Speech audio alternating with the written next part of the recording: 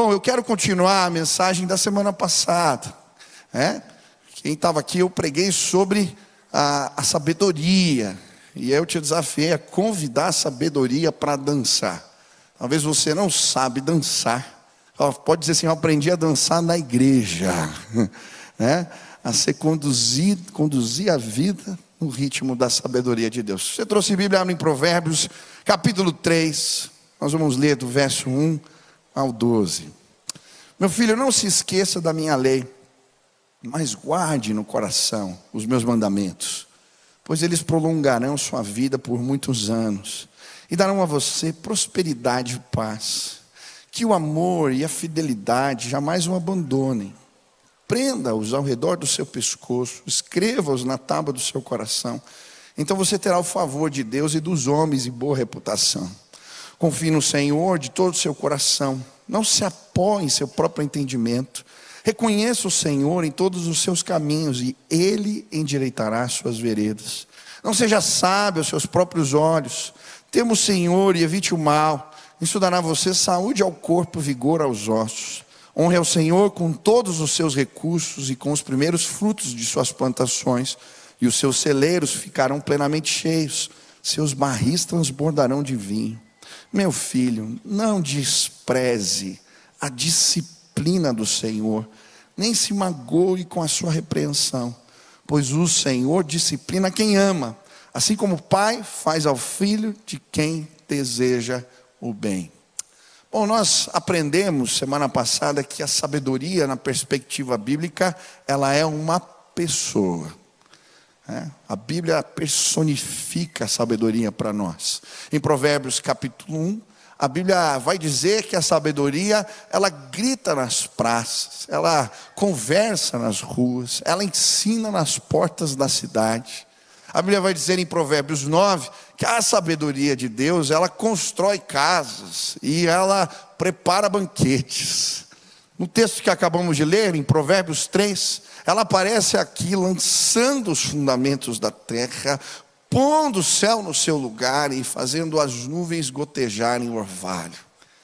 A sabedoria é uma pessoa. E quando eu estava lendo o livro de Provérbios, estudando, eu fiquei pensando, bom, se a sabedoria é uma pessoa, eu queria convidá-la para morar lá em casa, para pegar carona comigo no carro, para me ensinar a educar meus filhos, a dirigir a igreja, a trabalhar bem.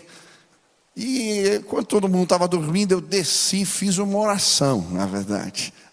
Eu pus uma música e eu convidei a sabedoria para dançar. Eu disse, Senhor, Deus, me ajuda a embalar a minha vida no ritmo da sua sabedoria. Quem quer fazer essa oração comigo? Ei, levanta as mãos assim e fala, Senhor, me ajuda a embalar a minha vida no ritmo da sua sabedoria. Mas como isso funciona? A sabedoria não é apenas conhecimento. A sabedoria é conhecimento que eu ponho em prática. É por isso que muitas vezes a palavra sabedoria na Bíblia está relacionada a pessoas que têm habilidades com as mãos. O artesão, o construtor. É quando eu pego os princípios da sabedoria de Deus e coloco em prática na minha vida. Aí eu começo a ser embalado pelo ritmo da sabedoria de Deus. Nós estudamos alguns princípios já, que quando colocamos ele em prática, eles fazem Deus, a sabedoria dele, trabalhar em nosso favor. Eu não sei se vocês repararam na leitura bíblica, quantas promessas tem nesse texto. Você percebeu? Boa reputação, saúde, sucesso, prosperidade, crescimento, um monte. A Bíblia está dizendo, olha, se você colocar os princípios da minha sabedoria, aplicá-los na sua vida, você vai ser abençoado. E nós já estudamos 4 princípios. O primeiro era aplicar a palavra de Deus, depois falamos sobre fidelidade, depois sobre reconhecer a Deus em todos os caminhos e honra. E hoje eu quero continuar estudando mais um princípio com vocês. O princípio do coração ensinável. Olha o que diz o versículo 11. Meu filho, não despreze a disciplina do Senhor, nem se magoe com a sua repreensão, pois o Senhor disciplina a quem ama, assim como o pai faz ao filho de quem deseja o bem. O quinto princípio é o coração ensinável. A sabedoria trabalha em nosso favor quando temos um coração molinho, maleável, disposto a aprender, disposto a receber correção. Por que esse princípio é importante? Por que é importante ter um coração ensinável? Primeiro motivo, porque quando a gente tem um coração ensinável, a gente aprende com Deus e experimenta o seu amor na nossa vida. É isso que o texto fala, pois o Senhor disciplina quem ama, assim como um pai corrige o seu filho. Quem tem filho aqui? Levanta a mão. Você já corrigiu o seu filho?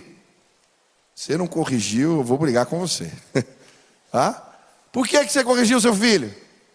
Porque você o ama. A Bíblia diz que quem não corrige o seu filho está condenando ele à morte. Em Provérbios 24, 23, olha que diz: não deixe a criança sem disciplina, porque se você a castigar com vara, ela não morrerá. Você a castigará com a vara e livrará a alma dela do inferno. Olha que forte. Quem não disciplina filho está condenando ele à morte. A Bíblia está dizendo isso. Agora, você já corrigiu seu filho, disciplinou ele, e ele resistiu, respondeu. Já aconteceu com você? Ou só acontece na minha casa essas coisas? Acontece? Eu lembro que a Nina era pequenininha. Ela está aqui, está me ouvindo, né, Nina? Tinha uns 4 anos, 3, 4 anos. E aí ela aprontou uma e eu pus ela de castigo. E aí eu falei: filha, você só vai sair do castigo quando você se arrepender, entender que fez errado. Tá bom? Aí fechei a porta. É engraçado que a criança começa a chorar e a gente que sofre mais do que a criança. É verdade? Fica ali esperando, e 5 minutos parece uma eternidade. Aí passou 5 minutos, eu abri a porta e falei: Nina, você já se arrependeu? Já entendeu o que você fez de errado? Ela disse não para mim. Eu falei: então você vai ficar aí. Aí passou 5 minutos, fechei a porta e de novo abri e falei: Nina, você já se arrependeu? E ela disse não. Eu falei: então vai ficar aí. Olha, foi difícil dobrar a fera. Depois da 5ª vez ela disse: eu me arrependi, papai. Mas é difícil. O meu cunhado tem uma filha pequenininha e eu achei tão bonitinha. Ela é gorda, fofa assim. Ela estava pulando na cama, fazendo bagunça. O pai falou assim para ela: filha, cuidado, você vai quebrar o pescoço. Sabe o que ela respondeu? Ela falou: papai, está colado aqui, ó, está colado. Por quê? Porque a gente já nasce com um coração difícil, precisa ser domado. E a Bíblia vai nos ensinar que quando a gente não tem o coração ensinável, a gente deixa de aprender com Deus. Uma das coisas lindas de entregar a vida para Jesus é que quando a gente confessa Jesus como nosso Senhor, nós somos achados como filhos de Deus. E tem gente que não recebe essa paternidade, não vive essa paternidade de Deus, porque não tem o coração ensinável. Segundo motivo, porque é importante ter o coração ensinável. Porque o coração ensinável, ele não ter um coração ensinável, fecha as portas da revelação de Deus para nós. Quantos querem receber revelação de Deus, assim, direcionamento do alto? Você já tentou ajudar alguém que não quer ajuda? Falar com uma pessoa que não quer te ouvir, já tentou? Quando a gente não tem o coração ensinado, se Deus fala e a gente não atende, Ele para de falar. Eu acho interessante um texto em 1 Samuel, no capítulo 3, que a Bíblia diz que naqueles dias, a palavra do Senhor se tornou rara e as visões menos frequentes. Por que isso aconteceu? Porque naquela época o povo estava sendo liderado por 2 sacerdotes, chamados Ofni e Finéias. E esses sacerdotes eram homens corruptos. Eles dormiam com mulheres, eles adulteravam, que não eram suas esposas, eles roubavam as ofertas. E Deus levanta pessoas no meio do povo para falar: o que vocês estão fazendo está errado. mas eles não me escutam. E aí, Deus para de falar. As visões se tornam raras, menos frequentes. Tem um texto em Amós, no capítulo 8, que eu acho muito interessante.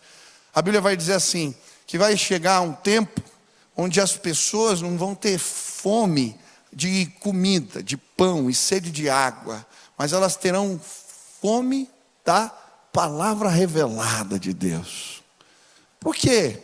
Porque vai chegar uma hora que Deus fala assim, vocês não querem ouvir? Então eu vou ficar em silêncio. E tem muita gente que está vivendo o silêncio de Deus. As respostas não chegam, os direcionamentos não vêm. Você ora e parece que nada acontece. Sabe por quê? Porque o teu coração não é ensinável. Terceiro motivo, porque é importante ter um coração ensinável. Porque quando a gente não tem um coração assim, a Bíblia diz que a gente para de crescer na vida. Olha o que diz Provérbios 15, 31 e 32. Os ouvidos que atendem à repreensão salutar, a crítica boa, tá? No meio dos sábios tem a sua morada. O que rejeita a disciplina menospreza a sua alma. O que a Bíblia está falando? Aquele que tem um coração ensinável, que atende à crítica, que não tem problema de ser corrigido, ele cresce na vida. Ele tem uma casa entre os sábios, ele senta entre os príncipes. Mas o que tem dificuldade com isso, a Bíblia vai dizer que ele menospreza a sua alma, ele não tem respeito por si mesmo. Porque ele interrompe o seu próprio crescimento. Você já falou com um funcionário? Tentou corrigir um funcionário e ele se ofendeu com você? Já aconteceu contigo? Você já tentou ajudar uma pessoa? Ela vem pedir conselhos. Aí quando ela começa a contar a situação, você começa a fazer críticas construtivas, a apontar onde ela está errando. E aí você perdeu o amigo, porque ele se ofendeu, se magoou com você. Você já tentou ajudar um colega, e aí você começa a apontar situações para ele poder melhorar. Só que ele sempre tem uma boa desculpa. A culpa é de alguém. É do sistema, é do outro. A culpa é da sociedade que conspira, mas ele não se responsabiliza. Sabe o que está acontecendo com essa pessoa? O coração dela não está bom. Será que o meu coração está bom? O seu está bom?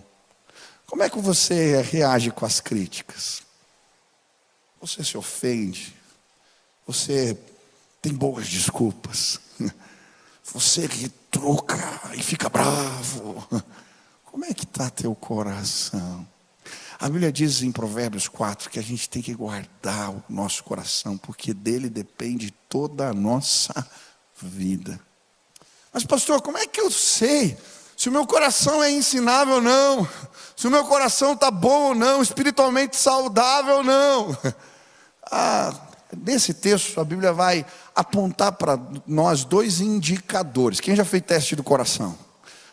Tem indicadores que mostram se o nosso coração está bom ou não.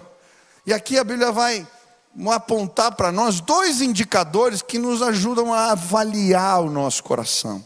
O primeiro indicador é o desprezo. O texto diz assim: meu filho, não despreze a disciplina do Senhor. O desprezo, a disciplina, a correção, na perspectiva bíblica, está muito relacionada ao que a Bíblia chama de dureza do coração. Essa é uma doença espiritual, a dureza do coração. Em Hebreus capítulo 3, versículo 15, a Bíblia diz assim: olha, quando o Senhor falar com você, não endureça o seu coração. É uma doença espiritual. Mas como que essa doença, essa dureza do coração se manifesta nas nossas vidas? A Bíblia vai nos dar vários exemplos. O primeiro exemplo, a Bíblia vai nos dar, é a dureza do coração do faraó. A Bíblia vai dizer em Êxodo 9, versículo 12, que Deus endureceu o coração do faraó. Mas por que Deus endureceu o coração dele? Sabe, a dureza do coração do faraó está ligado ao orgulho, à obstinação, à teimosia. Olha o que acontece. Deus queria libertar o seu povo. Então manda um mensageiro, Moisés, dizer para o faraó: deixa o meu povo ir embora.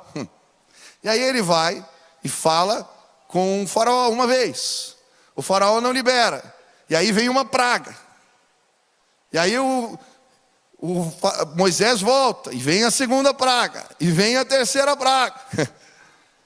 E o que acontece? Ele continua teimoso. Na verdade, ele faz assim: quando a praga vem, ele fala assim: Moisés, tá bom, eu vou deixar seu povo ir. Aí quando a praga vai embora, ele fala assim: não, eu vou continuar fazendo do meu jeito. E aí chega uma hora que Deus fala assim: bom, agora não adianta mais. Eu mesmo vou tornar o teu coração insensível. Eu já avisei 1, 2, 5, 10. Agora chega. Mesmo que você queira, você não vai mais mudar de vida, não vai se arrepender. Então Deus endurece o coração. Cuidado. Sabe o que acontece muitas vezes? Deus está avisando. Ele manda um mensageiro, ele fala. E aí, porque o coração é orgulhoso, é teimoso, você sabe, você não escuta. Fazer queda de braço com Deus nunca é boa coisa. A gente sempre sai perdendo. O faraó perdeu a sua autoridade. Viu gente que ele cuidava se perdendo. Perdeu seu filho, perdeu sua vida. Porque ele ficou resistindo por causa do seu orgulho. Mas será que isso não acontece com a gente? Quantas vezes Deus avisa, Ele fala para mudar, aí a gente muda um tempo e depois volta atrás. Você fazia direitinho, mas daí você volta atrás. Aí a coisa complica, vem uma praga pior, aí você volta para Deus. E a gente fica fazendo isso, cuidado. Porque uma hora Deus vai perder a paciência. E aí Ele vai pegar o coração e falar assim: agora chega. Eu vou endurecer o coração. Olha que forte Provérbios 29:1. A Bíblia diz assim: o homem que muitas vezes repreendido endurece a cerviz, aqui é o pescoço duro, tá? Não se inclina. Será quebrantado de repente sem que haja cura. Cuidado. Orgulho, teimosia é um pecado perigosíssimo. Para mim, um exemplo muito interessante dessa espiritualidade, dessa sensibilidade que se perde, é o rei Uzias. O rei Uzias foi um rei bom. Ele começou a governar com 16 anos. A gente falou de Isaías, eu lembrei dele. Ele reinou 52 anos. Ele fez o que agradava a Deus e ele prosperou. Mas quando ele estava com o seu governo consolidado, um dia ele resolve fazer algo que ele não deveria fazer. Ele resolve queimar o incenso no templo. E a Bíblia diz que Deus levanta 80 sacerdotes para falar para ele: não faça isso, isso está errado. Mas o coração dele estava duro, então ele se tornou insensível, ele não era capaz de ouvir. E aí ele fica bravo, ele briga com os sacerdotes e ele vai lá e queima o incenso. E o que acontece com ele? Quem lembra? Deus põe uma lepra na cabeça dele, na testa dele. O que a lepra representa, gente? É uma doença que no quê?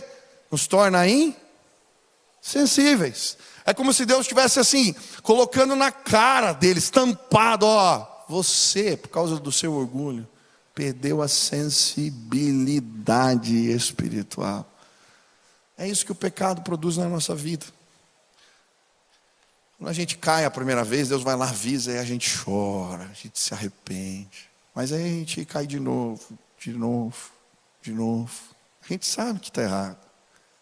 E aí chega uma hora que o nosso coração vai ficando cada vez mais insensível. A gente não sente mais nada. Tem hora que a gente não está nem aí. A gente está vivendo a vida. Será que o teu coração não está duro?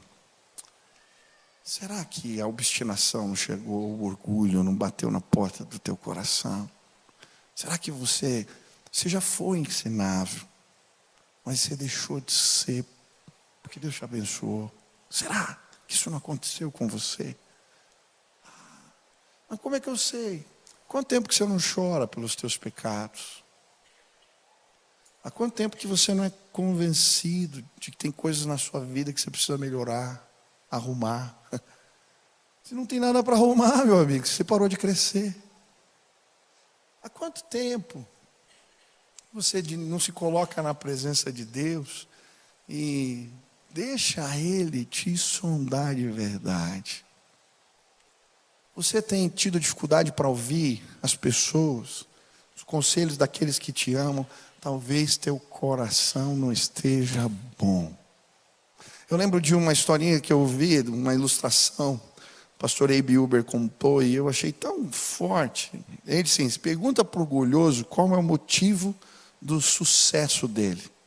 E ele vai olhar no espelho. Pergunta qual que é o motivo do fracasso dele. Ele vai apontar para a janela.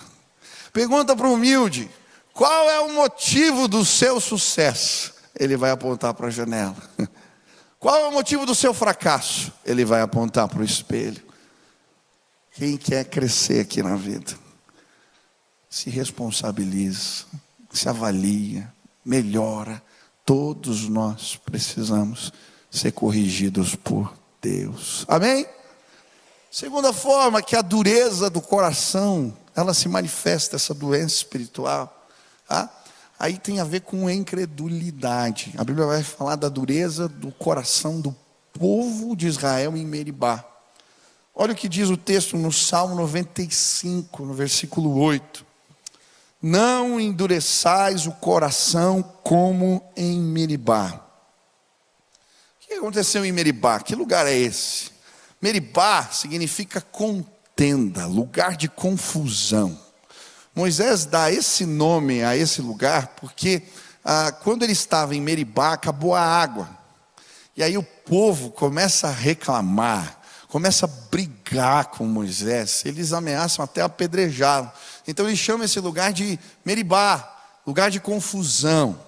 Mas a Bíblia vai dizer que também nesse lugar o povo duvidou de Deus. Quando eles estão reclamando, eles falam coisas fortes. Eles vão dizer assim: por que você nos trouxe para cá, nos tirou do Egito, para morrer de sede nesse lugar? Não tem sentido, eles estavam duvidando do propósito de Deus. Mas eles não duvidaram apenas do propósito, eles duvidaram também do próprio Deus. Eles perguntaram no texto: aonde está Deus? Aonde que Ele está? Será que foi Deus mesmo que nos trouxe até aqui? Sabe, muitas vezes a dureza do coração na nossa vida está relacionada a incredulidades, a tipos de incredulidades. Olha que interessante, quando eles chegam em Meribá, eles já tinham sido libertos, Deus já tinha mandado 10 pragas, eles já tinham visto Deus botando uma coluna de fogo atrás deles, impedindo que os seus inimigos os tocassem. Deus já tinha aberto o mar e eles passaram a pé enxuto. E quando chegaram no deserto, Deus deu uma promessa que a roupa não ia acabar. Então eles estavam andando e nada acontecia mais. Deus fez cair pão do céu. Agora quando acaba a água, eles se tornam incrédulos. O coração fica duro. E eles duvidam do propósito de Deus. Sabe por que às vezes a gente não aprende? Porque a gente tem medo. Deus está mandando ir numa direção. Deus fala: eu quero que você cresça, vem para cá. E a gente tem medo. E porque a gente tem medo, não confia, a gente para de crescer. Quem aqui já recebeu uma bênção financeira na vida? Deus te abençoou, você sabe disso. Já recebeu? E por que quando... E Deus já te abençoou mais de uma vez? Levanta, mais de uma vez. Por que agora você está desesperado, angustiado? Deus está dando uma direção, você está perdendo o sono. Quem aqui numa crise que você falou: isso aqui não tem jeito? Aí você orou, procurou Deus, e aí Ele pegou e deu uma direção e as coisas melhoraram. Já aconteceu com vocês uma vez? 2 vezes? Por que agora? Deus está apontando: olha, eu quero te fazer crescer. Vai para cá, e você está com medo agora, por quê?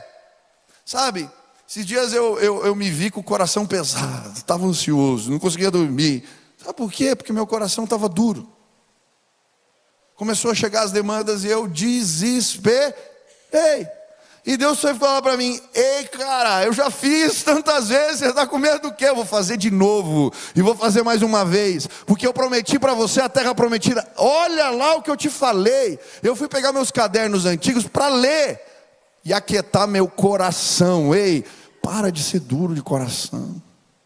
Até os discípulos tiveram essa crise de fé. A Bíblia vai falar em Marcos 16, versículo 14, que Jesus censura a incredulidade e a dureza do coração dos discípulos. Mas por que o coração deles era duro? Porque eles duvidaram da ressurreição de Jesus. Olha só, Jesus tinha multiplicado pães e peixes, andado sobre as águas, eles tinham visto tudo isso. Jesus tinha curado a filha de Jairo, ressuscitado ela, ressuscitado Lázaro, e ele tinha dito para eles: eu vou ressuscitar também. Ele fala para os discípulos. Aí o que acontece? Jesus morre, ressuscita, aparece para Maria Madalena. Maria Madalena vai contar aos discípulos: eu vi Jesus ressuscitado. E a Bíblia diz que eles não creram. Aí depois Jesus vai lá e aparece para os discípulos no caminho de Damasco, o caminho não, de Emaús, confundi as histórias. E aí eles vão lá e contam para os discípulos. E o que eles fazem? Eles não creem. E aí agora Jesus aparece para eles e vai estar dizendo assim: por que vocês não acreditaram? O coração de vocês está duro. Ei, quem já ensinou o filho a andar de bicicleta aqui? Quando é que o filho não aprende? Quando ele fica com medo. Quem quer ter um coração ensinado? Tem coisas que você só vai aprender e viver se você confiar, deixar a incredulidade de lado, porque Deus tem coisas maiores. Olha para mim aqui, ó. Deus tem coisas maiores para você. Creia. Outro tipo de dureza de coração. A Bíblia vai falar da dureza do coração dos fariseus, quando Jesus cura um homem com a mão atrofiada. Quem lembra dessa história? Lembra? Ó, em Marcos 3,5, a Bíblia diz: entristecido com a dureza do coração deles. Por que Jesus está triste? Jesus está ensinando na sinagoga, e ele vê um homem doente, com a mão ressequida, atrofiada. E aí Jesus faz uma pergunta: é lícito curar no sábado? Por quê? A tradição daqueles homens que estudavam a palavra, os fariseus, dizia que não podia trabalhar no sábado.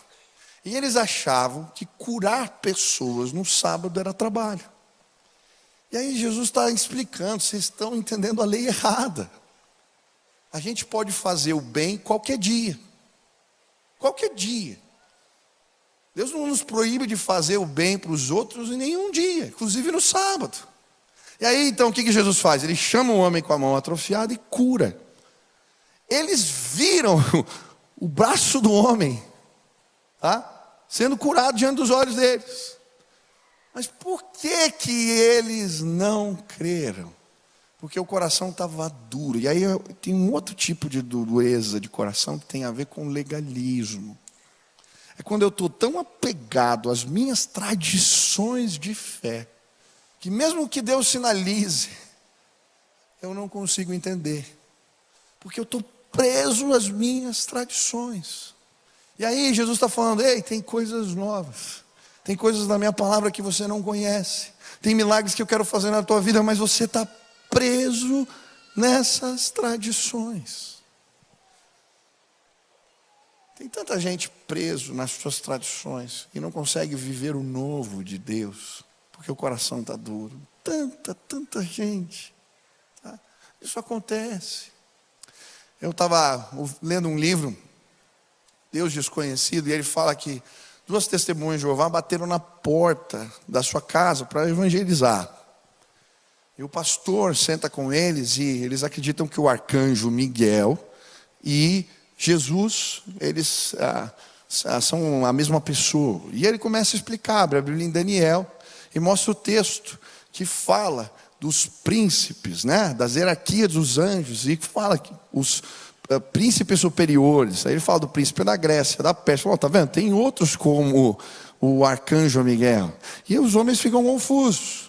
E aí ele vai e ministra para eles, fala, vocês não entenderam isso, porque vocês não leram a Bíblia, não estudaram com o coração aberto, vocês estavam presos às tradições de vocês.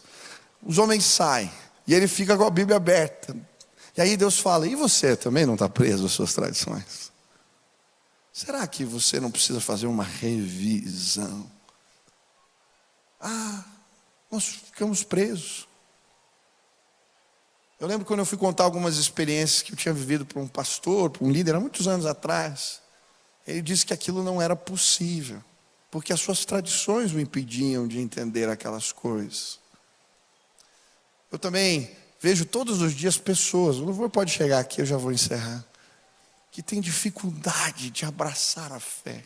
Está vendo os milagres, os sinais, a palavra, mas ele está preso nas suas tradições. Eu lembro do meu sogro, estou vendo ele aqui, quando ele se converteu e foi discipulado, e a Selma começou a ensinar para eles, né, sobre idolatria, e ele lia e falava, mas como que eu nunca tinha visto isso antes? Ele começou a mandar e-mails para os líderes dele, para dizer, como vocês não me explicaram isso? Mas eu dou graças a Deus porque ele abriu mão das suas tradições, para viver o novo de Deus na vida dele. Ei, em nome de Jesus, se você quer viver o novo de Deus na sua vida, você precisa abandonar algumas tradições e legalismos. Jesus está vivo, Ele está se revelando, e existem pessoas presas. Sabe, hoje eu vim nessa casa, eu tenho uma oração. Deus, eu quero tudo que o Senhor tem para a minha vida. Eu quero as suas promessas, eu quero o novo. Eu quero viver, Deus, tudo que o Senhor tem para mim. Me dá um coração ensinável. Se tem orgulho, eu não estou ouvindo. Estou sendo grosseiro, perdendo a mão. Restaura. A Bíblia diz que Deus pode transformar o coração de pedra em coração de carne. Ele pode. Se tem falta de fé e por isso eu não estou vivendo, eu quero. Se tem tradições, eu aprendi e não estão me impedindo de chegar diferente, de ver perspectivas novas. Eu quero tudo que Jesus tem para mim. Eu não sei o que Deus falou contigo hoje.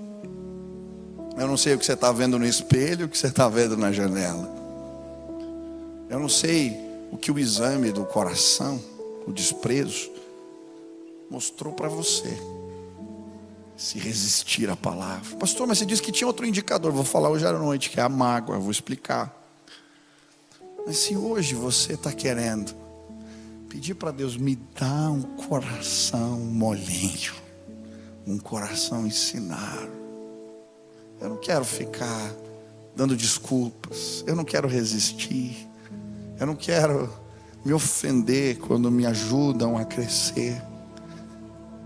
Eu quero viver na casa boa, sentar entre os príncipes. Eu quero ter respeito por mim mesmo. Eu quero ter um coração ensinável. Se Deus falou contigo e você está dizendo, eu quero. Fica de pé no teu lugar agora. Fala, Deus, me dá um coração de carne. Me dá um coração ensinável. Me ajuda, me ajuda, me ajuda. E eu fiz essa oração enquanto eu preparava essa mensagem. Eu pedi, Deus, me ajuda, me ajuda. Põe a mão no teu coração e fecha os olhos. Isso, põe a mão aí.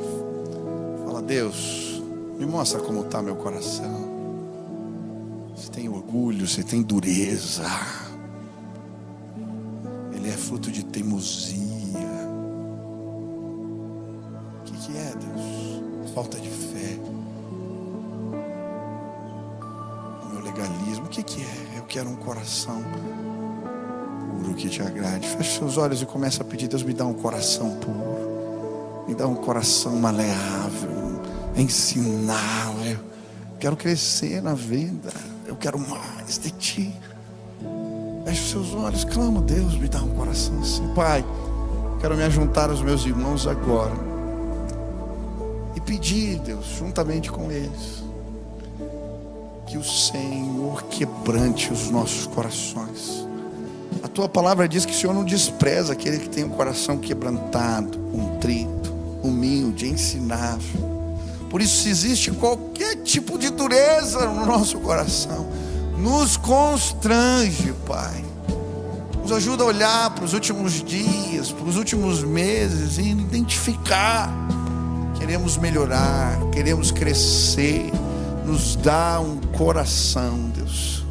Um coração ensinável, Senhor. Enche-nos com a Tua graça e com o Teu poder. Nos liberta do orgulho, nos liberta da teimosia, nos torna humildes, mansos, nos abençoa, Pai. Queremos tudo o que o Senhor tem para nós. Continua com seus olhos fechados. Se você está preso a alguma tradição de fé dos seus, isso te impede de seguir Jesus de verdade. Você está preso. E hoje eu falei que a sabedoria, ela é uma pessoa, e o Novo Testamento vai dizer que essa pessoa é Cristo Jesus. Ela é a sabedoria encarnada de Deus. Se a gente quer viver a sabedoria, a gente tem que olhar para Jesus e seguir os seus passos. E quando a gente segue os passos de Jesus de verdade, vive o que Ele ensinou, não adianta só pôr um crucifixo no peito, ter a Bíblia aberta lá em casa, não é isso. É pôr em prática o que Ele falou, seguir de verdade, fazer dele Senhor, da sua palavra, voz de comando. Sabe por que a gente não faz isso? Porque a gente é dono do nariz, a gente sabe a verdade, a gente segue o nosso coração, o nosso sentimento, aí as coisas não dão certo na vida. Mas hoje você ouviu a palavra de Deus, e você não quer seguir as suas emoções, você não quer seguir seus sentimentos, você não quer seguir as suas tradições, você quer seguir Jesus. É que Ele seja Senhor da sua vida. Deixa eu te dizer, você não é capaz de seguir Jesus. Ninguém é capaz aqui de seguir Jesus, porque nós somos pecadores. A única maneira de fazermos isso é quando nos arrependemos e pedimos que o Espírito Santo de Deus nos ajude. Se hoje você disser, eu quero viver o que Jesus ensinou, eu quero ser um seguidor dele, eu não consigo, eu quero a ajuda do Espírito Santo, hoje mesmo você vai nascer de novo nesse lugar. O Espírito vai te visitar e vai te dar uma condição de viver o que Jesus ensinou. Por isso que você não consegue, por isso que você está preso nesses pecados. Mas hoje, se você se arrepender e convidar Jesus, o Espírito de Deus, Ele vai fazer se tornar possível. Por isso eu quero fazer uma oração. Você quer convidar Jesus, o Espírito Santo, para te ajudar? Fala assim: Deus, eu abandono minhas tradições, o que for, mas eu quero ser um seguidor de verdade de Jesus. Feche teus olhos, põe a mão no coração assim e repete comigo: Senhor Jesus, eu quero ser um seguidor de verdade. Eu quero, Deus. Eu não consigo, por isso eu estou pedindo. Sou pecador. Me enche do Teu Espírito. Entra na minha vida, me dá uma vida nova. Vai ser do Teu jeito. É no nome de Jesus que eu oro. Quem fez essa oração hoje a primeira vez está dizendo assim: eu quero Jesus, eu quero ser um seguidor de Jesus dessa forma. Levanta a mão aí, deixa eu ver. Tem alguém que orou assim a primeira vez? Levanta a mão. Levanta a mão, levanta a mão, levanta a mão, levanta. Isso, deixa eu ver. Tem muita gente, isso, que levantou a mão. Ei, vem para você que levantou a mão, vem para cá, vem a família toda, deixa a gente orar por vocês e abençoar a vida de vocês. Vem para cá, levantem os bancos aí, vem para cá, desce da galeria, vem lá de trás. Tem muita gente que levantou a mão. Vem com a esposa, vem com a família, vem com os filhos, vem para cá. Nós vamos orar rapidinho. Isso, vem, os pastores já vêm para cá, os líderes, os diáconos. Isso, você que levantou sua mão, desce para cá, vem para cá. Isso, vem para cá. Tem mais gente que Deus está chamando lá na galeria, lá no meio, aqui no meio. Isso, vem para cá, pede licença e desce aqui. Isso, vem para cá, tem mais gente. Jesus está te chamando, vem agora. Não resista ao chamado de Jesus. Venha, pode vir, vem para cá. Isso, tem mais gente. para cá, vem para cá, vem para cá. Olha a família inteira, glória a Deus. Vem para cá, isso, vem para cá, vem para cá. Isso. Pede licença lá, passa pelas fileiras e vem para cá. Aleluia, aleluia, aleluia, aleluia. Tem gente chegando, isso. Veio a família toda, isso. Pode vir, pode vir, pode vir. Senhora, senhor, tem jovem. Vem para cá, desce a escada e chega aqui pertinho, ó. Isso, vem para cá. Aleluia, aleluia. Tem mais gente, Deus está chamando. Vem para cá agora. Vem para cá agora. Isso. Pode vir, pode descer. Pode descer, isso. Venha, venha, venha. Venha, venha. Nós vamos estender as mãos para cá. Isso, estende a mão para cá, para esse povo, tá? Olha só. Vamos orar aqui junto. Estende a mão. Senhor Jesus, derrama o teu Espírito agora e sela a vida dos meus irmãos com o selo do teu Espírito, que eles não sejam mais os mesmos.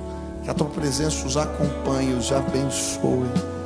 Faz assim, Deus, faz isso por um louvor da tua glória. Essa é a minha oração, em nome de Jesus, amém. Dê uma olhadinha.